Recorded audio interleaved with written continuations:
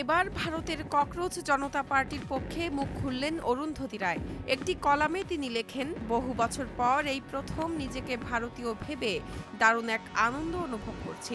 ঠিক যখন সব আশা শেষ হয়ে গেছে মনে হচ্ছিল, তখনই তাদের আগমন। বৃষ্টিতে সওয়ার হয়ে এলেন একদল তরুণ তেলাপোকা।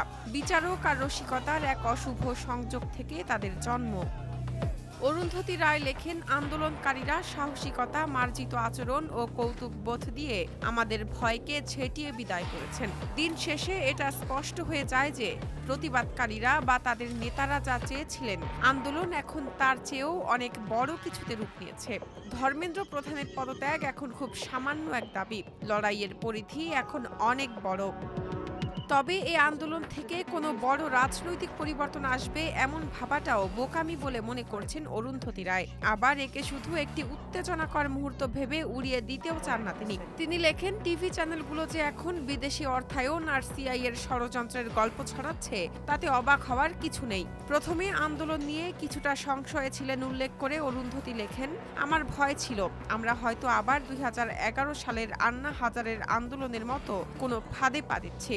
সেই তথাকথিত দুর্নীতি বিরোধী আন্দোলন শেষ পর্যন্ত আমাদের এমন এক রাজনৈতিক দলের হাতে তুলে দিয়েছিল যারা দেশের প্রতিটি প্রতিষ্ঠানকে ধ্বংস করেছে। তারা দল আর সরকারের মধ্যে কোনো পার্থক্য রাখে না, দেশের মানুষকে সম্মান করে না এবং বিশ্ব দরবারে ভারতকে লজ্জিত করেছে। অরুন্ধতী রায় আরও লিখেছেন, ককরোচ জনতা পার্টির উপর থেকে আমার সংশয় কেটে গেছে যখন দেখলাম মূলধারার সংবাদ মাধ্যম তাদের প্রতি কতটা বিদ্বেষী।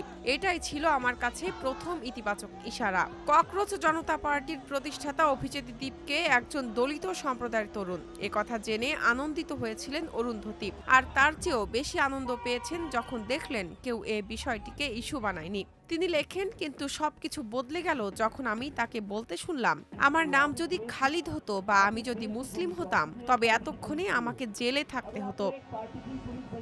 অরুন্ধতী লেখেন, ভারতের বাস্তবতা কতটা নিষ্ঠুর তা জনসমক্ষে তুলে ধরার সাহস তিনি দেখিয়েছেন। আমাদের দেশে ধর্ম, জাতি, শ্রেণী ও লিঙ্গভেদে কিভাবে আইন আলাদা হয় তা তিনি এক কথায় প্রকাশ করে দিয়েছেন। যেখানে প্রধান বিরোধী দলগুলো কেবল সংখ্যালঘু সম্প্রদায় শব্দটি ব্যবহার করে, হিন্দু ভোটের আশঙ্কায় মুসলিম শব্দটি মুখে আনে না, সেখানে দাঁড়িয়ে দীপকের এই স্পষ্ট বক্তব্য আমাকে যন্তর মন্তরের দিকে টেনে নিয়ে গেছে। অরুন্ধতী আরও উল্লেখ করেন, এই আন্দোলনে আমরা হয়তো রক্তপাত দেখতে যাচ্ছি।